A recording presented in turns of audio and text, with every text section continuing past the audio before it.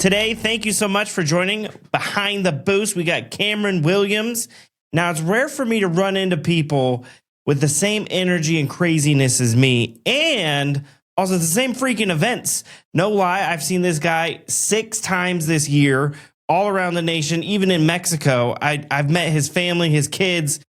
I don't know. I've found a love for this dude, Cameron, and he's a special dude. Cameron, thank you so much for joining today. No problem. Thank you for having me. I did not know it was 6 times. I thought it was like 3.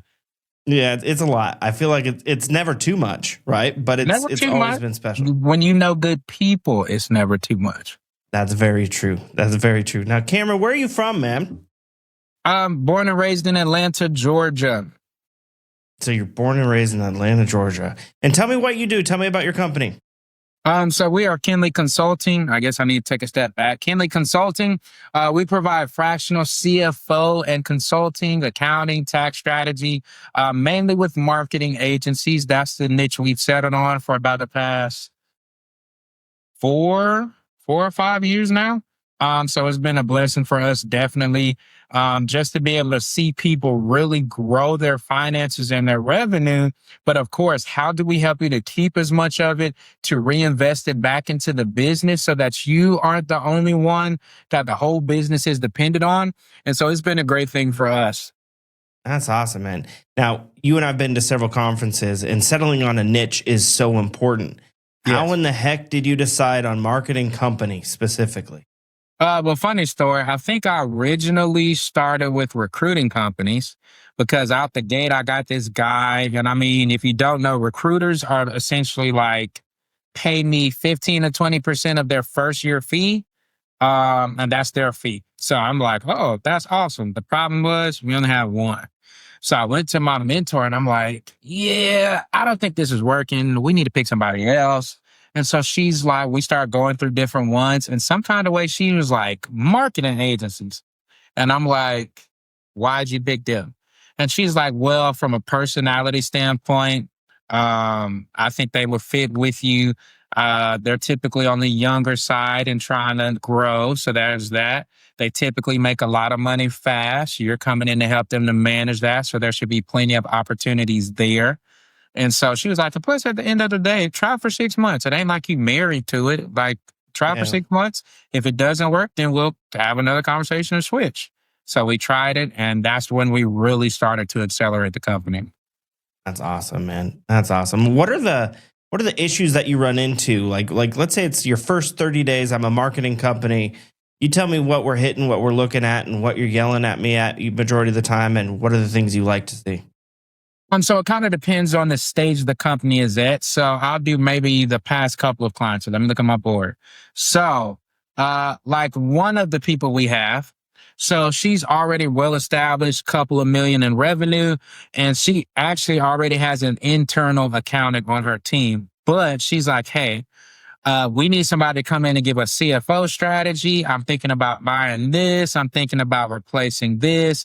I don't know that much about taxes. So what does that look like? So the first 30 days for us is more so coming in at a very high level and helping like with the budget, the projections for the rest of the year. So that way she has her 2026 budget in place, can already start worrying about that, payouts, etc.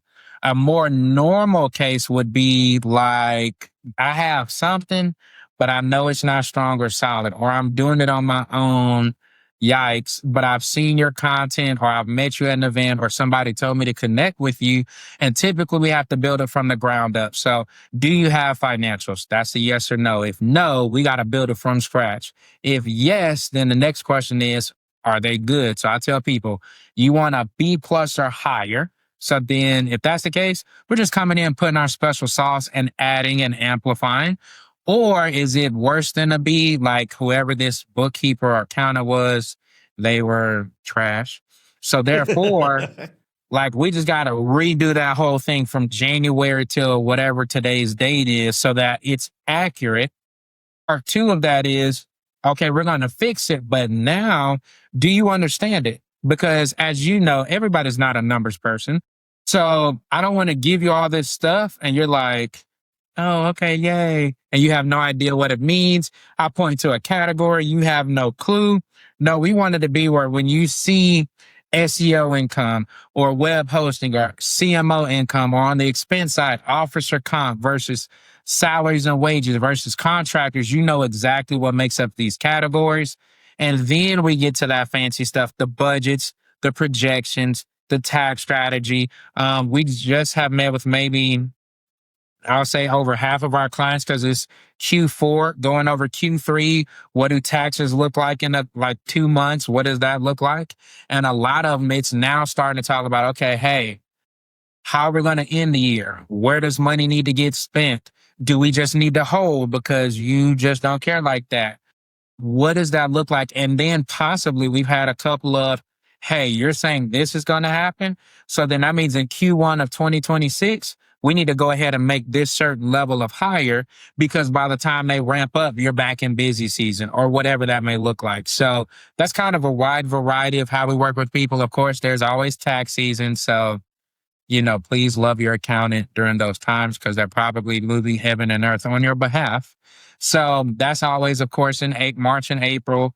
Extension is always September, October. So we're just kind of always floating between building that financial infrastructure, as well as taxes are a result of that financial infrastructure. Did you get to me too late so I couldn't do any magic? Or do I have you in enough time to start doing those things? That's so cool, man. It's crazy to think that you're specializing in the marketing space, right? And I'm sure that you run into typical problems that these small agencies are running into on the tax side, or just numbers and knowing their financials. What would you highlight are kind of the biggest issues that you're running into? And this has been changing just as our clientele of client is coming in a lot higher. Years ago, it was probably more so like, I don't have financials at all. I'm just not hitting 30 grand, right? So that's pretty straightforward. We need to build financials, get you kind of caught up educational wise, so you know how to talk about this even if I'm not there. And then you kind of grow with them.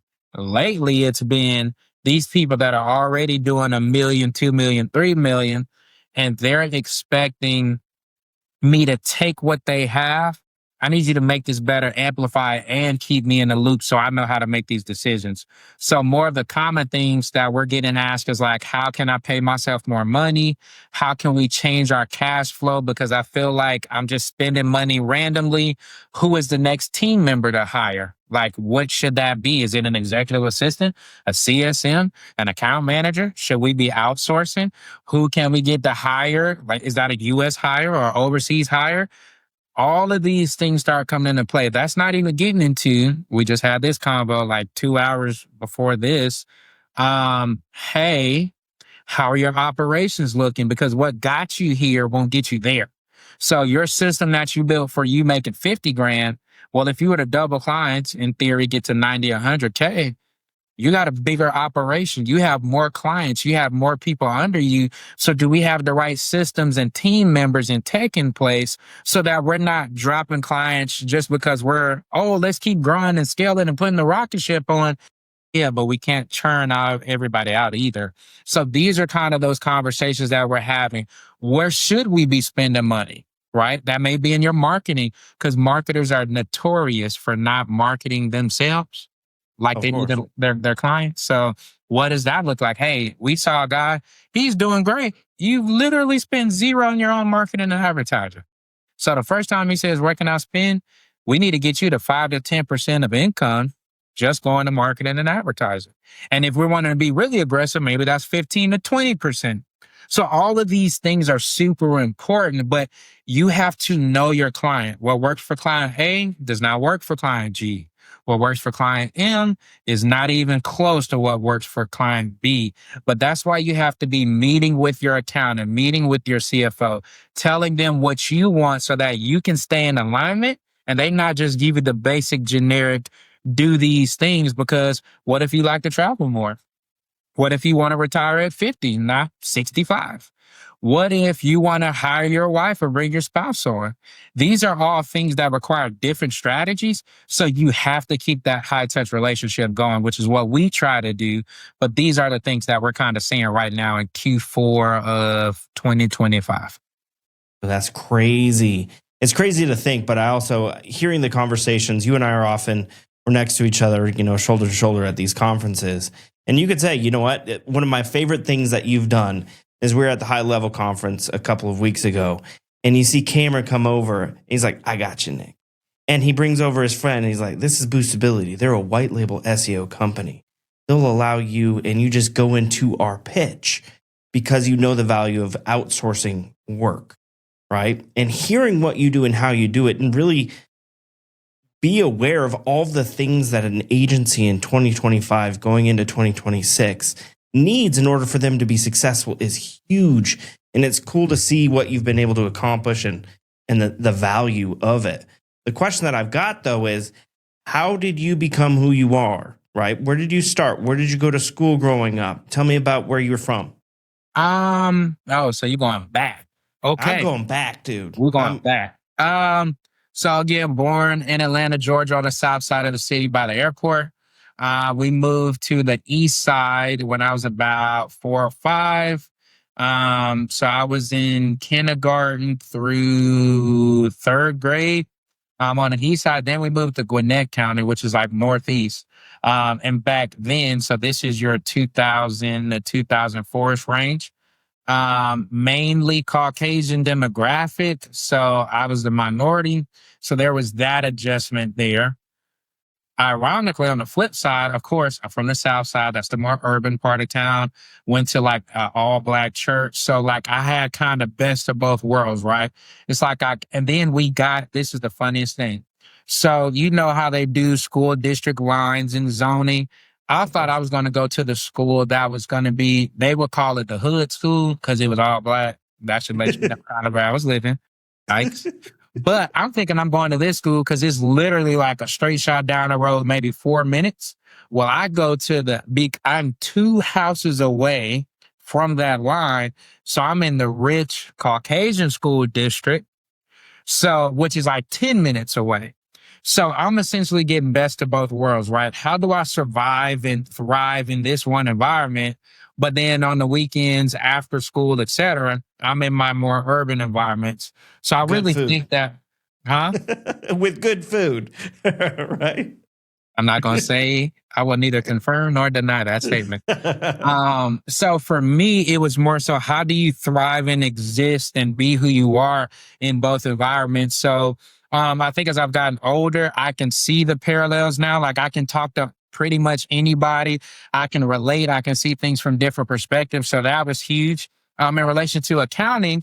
So my best friend at the time, they lived, whenever you live in the neighborhood across from the high school, that'd be like the rich folks. And so we would always go to his house like almost every day. And I thought they were rich, not only because they had 3 floors, but every time you open up their fridge, they would have Gatorades. And I guess my young brain thought Gatorades were expensive. Cause our mama ain't buy that, it's sink.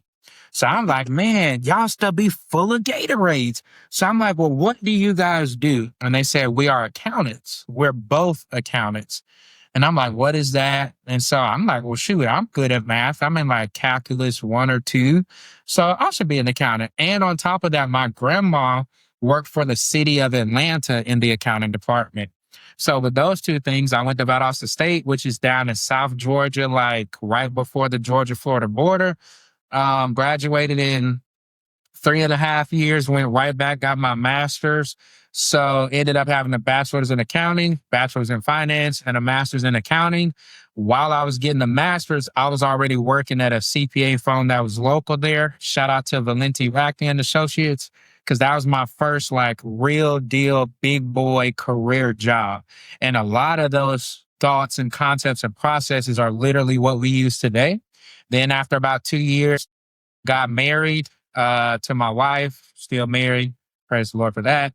And then we moved back home to Atlanta. So I've been back in Atlanta since 2014, I believe it is, or 13. And of course, I'm born and raised here. So I know this city, of course, is where my parents are, et cetera. And so then, of course, moved to different jobs, kept learning, kept growing, kept progressing really fast until, ironically, they closed our division. Well, let me not say that. They closed our position line in our division. So at one point, I was working for the largest payment processing company in the world. I ran the Canadian division, had a team of maybe 7 and 8 people. And I'm talking about every single day, we're seeing millions of dollars come through our side. But what happened was, funny story. I never told you this one, so I'd have to tell you like the real raw version. But long story short, everybody that was at the supervisor level, we all got let go on the same day. But we didn't know it until after, because the other manager was like, "You're not gonna believe this, but so and so and so and so also got let go." And I'm like, "Wait a minute, we all the same position." So what it was, the company moved. I think they were in Maryland down here, and they overhired a bunch and then basically cut our line, which was the supervisor line. So after that, that's when we would have had kid number 2 a month later. And then, of course, started Kinli. So I can always remember how old Kinli is because it's always like a year younger than her. And so ever since then, we started July 2018. And now we've grown. I think we have a team of 7. Over 65 clients, I believe, if my math is correct. We've been signing a lot of new ones lately. And yeah, we've just grown every single year. More revenue, profits are staying really well. And we've just evolved with our clients, right? Like I said at the beginning, it was more so like books. We're just doing basic bookkeeping. So I always make this joke like, you don't need me now to tell you, hey, you see these pens? These are office supplies. It's like, that's when we started. But our clients started asking better and deeper questions. Hey, what about this? Projections. Could you tell me in advance about taxes? And I'm like, yeah, I know how to do this.